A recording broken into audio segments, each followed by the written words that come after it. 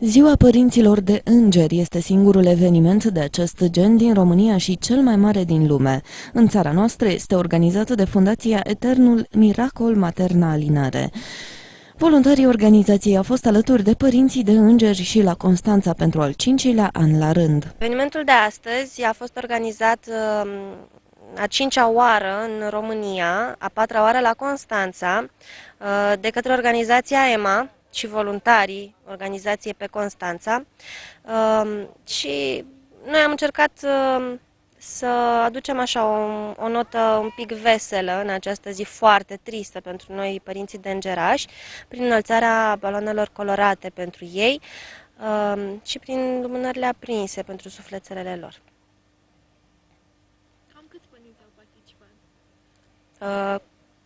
Între 15 și 20 de părinți.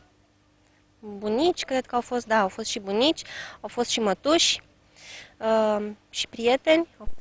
10 de familii ce au trecut prin drama pierderii prea timpurii a unui copil au participat la această acțiune.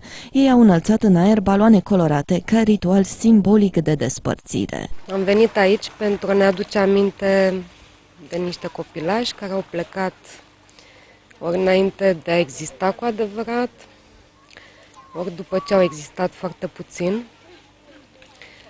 Și cred că această organizație EMA face un lucru foarte bun prin aceste evenimente pe care le organizează, pentru că părinții care au trecut prin așa ceva au nevoie să știe că sunt și alții alături de ei. De asemenea, au fost aprinse lumânări și au fost spuse rugăciuni în memoria copilașilor.